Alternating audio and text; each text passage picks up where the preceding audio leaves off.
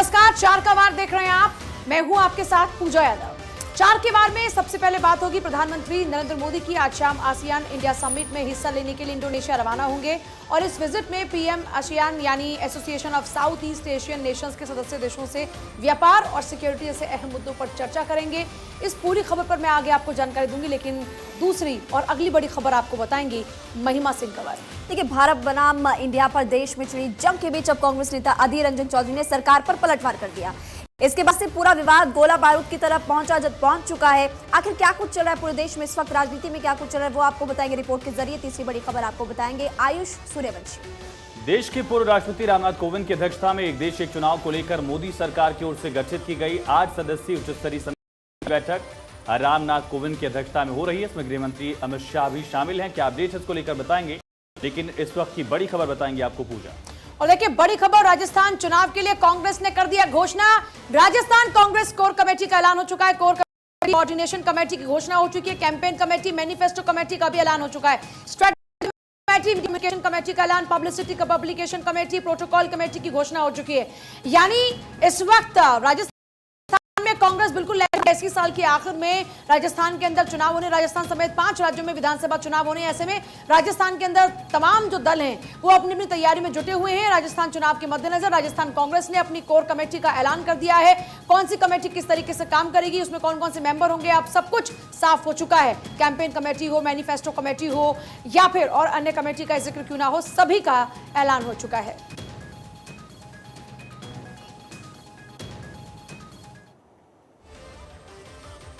और चलिए देखिए, प्रधानमंत्री नरेंद्र मोदी आज शाम आसियान इंडिया समिट में हिस्सा लेने के लिए इंडोनेशिया रवाना हो जाएंगे। पीएम मोदी ये दौरा भारत में 9 से 10 सितंबर को होने वाले G20 समिट से ठीक 3 दिन पहले कर रहे हैं।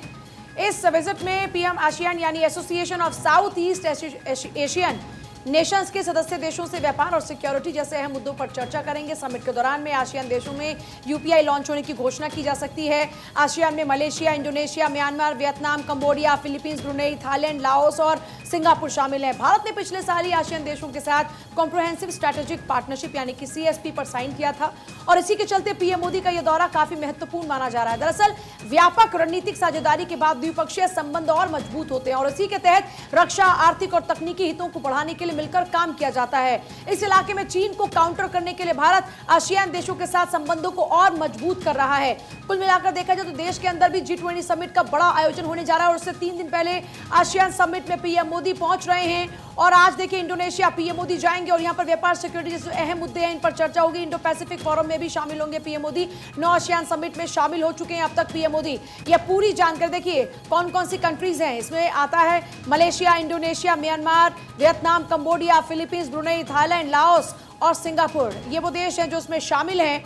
और नो बाय पार्टिसिपेट भारत का आज एक बार फिर से पीएम मोदी रवाना हो रहे हैं इंडोनेशिया के लिए। आसियान इंडिया समिट में शामिल होंगे और यहां पर इन तमाम विषयों पर अपनी बात यानी भारत की बात मजबूती से रखेंगे।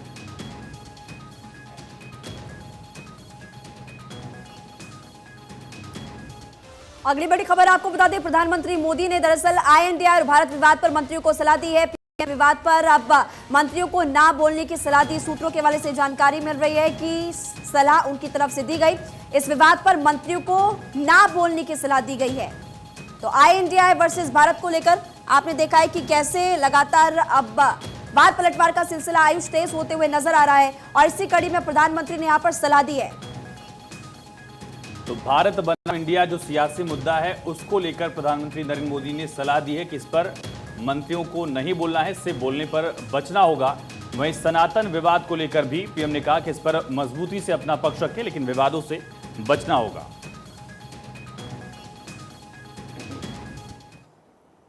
भारत बनाम इंडिया पर देश में छिड़ी जंग के बीच कांग्रेस के नेता अधीर रंजन चौधरी ने सरकार पर पलटवार किया। अधीर रंजन ने कहा कि राष्ट्रपति भवन उस समय वायसराय का घर था। अंग्रेजों से इतनी समस्या है तो राष्ट्रपति भवन खाली कर दें, नॉर्थ ब्लॉक और साउथ ब्लॉक को गोली से उड़ा दीजिए। दरअसल अधीर रंजन का गुस्सा फूटा है इंडिया शब्द के बैन पर या हटने पर कह लें, चाहे G20 के निमंत्रण पत्र हो या फिर पीएम मोदी की इंडोनेशिया यात्रा को नोट, सभी जगहों पर इंडिया शब्द की जगह भारत लिखा गया है। आज ये मुद्दा उस वक्त गरमाया जब पीएम मोदी के इंडोनेशिया यात्रा को लेकर बीजेपी के प्रवक्ता संबित पात्रा ने उनकी इंडोनेशिया यात्रा की जानकारी देने वाला नोट सोशल मीडिया पर शेयर किया। इस नोट में the prime minister of Bharat mention है। इसी के साथ ही G20 समिट के दौरान सभी भारतीय डेलीगेट्स और नौकरशाहों के आइडेंटिटी कार्ड्स भी बदल दिए गए हैं। इन कार्ड्स पर भी इंडिया की जगह भारत लिखा गया है। G20 इवेंट के निमंत्रण पत्र के साथ आइडेंटिटी कार्ड्स पर भी इंडियन ऑफिशियल्स की जगह भारत ऑफिशियल यानी भारत के अधिकारी अब लिखा गया है। वहीं इससे पहले पीएम मोदी के अफ्रीका दौरे के दौरान भी भारत शब्द का इस्तेमाल किया गया था। अधीर रंजन के पलटवार के बाद अब नाम की लड़ाई बम गोले तक आ पहुंची है। मुझे यह लगता है इंडिया नाम से आप डरे हुए हैं। प्रधानमंत्री खुद इंडिया नाम से डरे हुए हैं। और आप थोड़ा गौर करके देखो कि जिस दिन से इंडिया नामक गठबंधन बने हैं हमारा देश में, मोदी जी की नफरत इंडिया के खिलाफ बढ़ते गए हैं।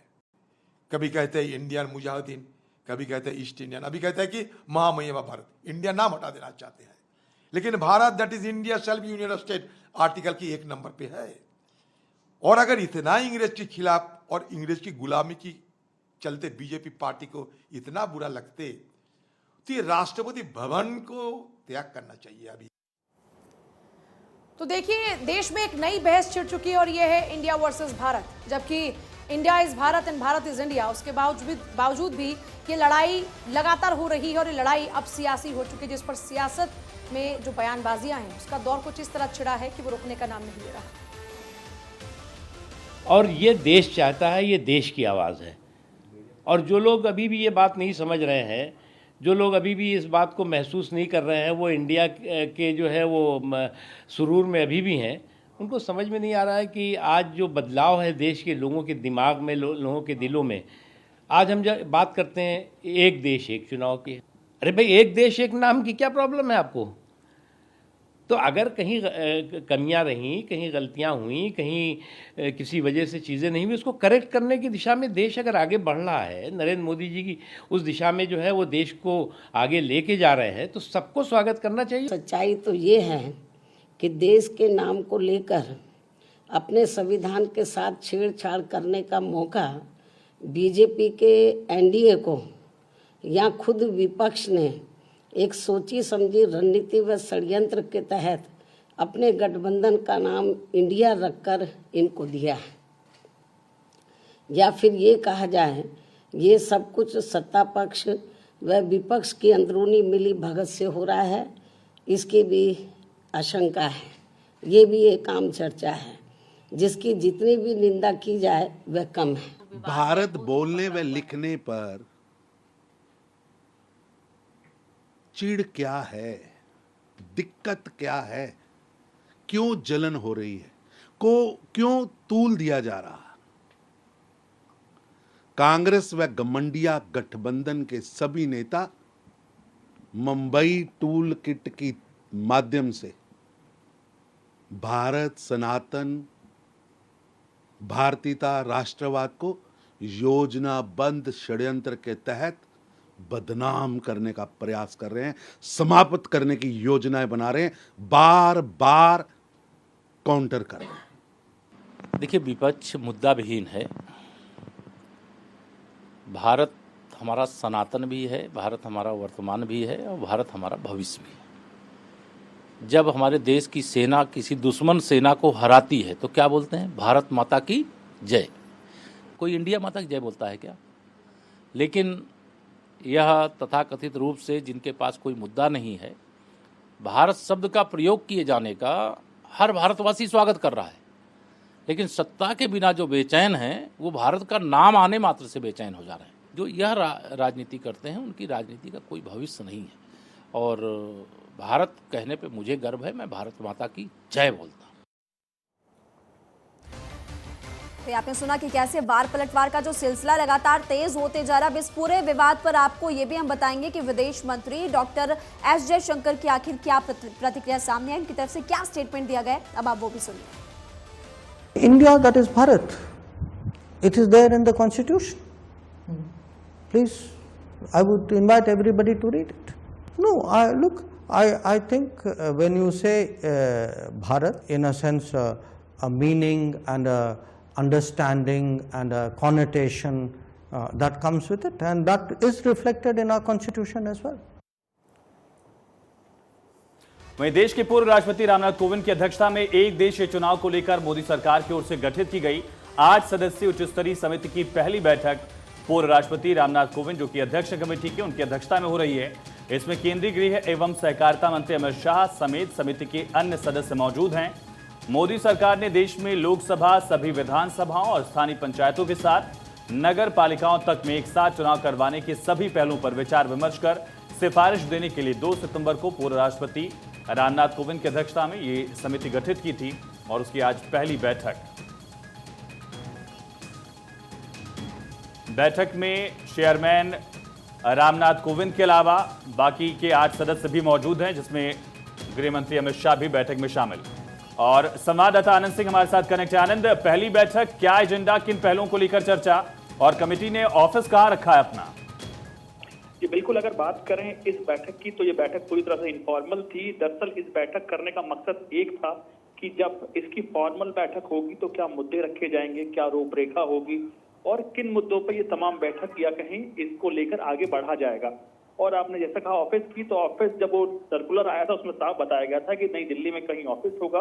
अभी ऑफिस निर्धारित नहीं हुआ, लेकिन जल्द ही उस ऑफिस के बारे में पता चल जाएगा। लेकिन अभी जो सबसे महत्वपूर्ण बैठक ये रही इस बैठक में कि तमाम वो चीजें, जैसे पहली बैठक होगी तो कैसे रूपरेखा होगी, क्या क्या मुद्दों को छुआ जाएगा और तमाम वो चीज कि कॉन्स्टिट्यूशनली क्या क्या अमेंडमेंट करने मतलब एक रफ खाका तैयार किया गया है कि इस रफ खाके के साथ में आगे बढ़ा जाएगा और उसको मूर्त रूप दिया जाएगा।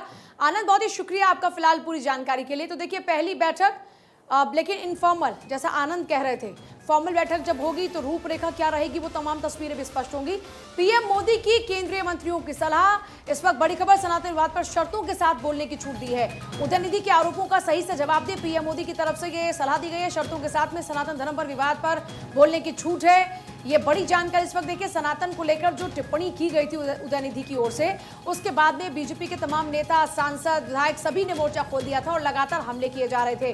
अब जानकारी ये है कि सनातन के अपमान पर पीएम मोदी ने भी संज्ञान लिया है, लेकिन हिदायत तो दी है कि आप इस पूरे मामले को लेकर बेबाकी से अपनी बात रखें, लेकिन भारत बनाम इंडिया पर बोलने से थोड़ा सा परहेज करें या फिर उस पर कोई कॉन्ट्रोवर्शियल स्टेटमेंट ना दें। सनातन पर भी सशर्त यानी बोलने की छूट दी है। इसका मतलब ये हुआ कि विवाद आपके किसी भी बयान से ना पैदा हो जाए। आपको इस तरह से संभलते हुए, सदते हुए, अपने शब्दों का सही तरीके से चुनाव करते हुए इस पूरे विषय पर भी बोलना है।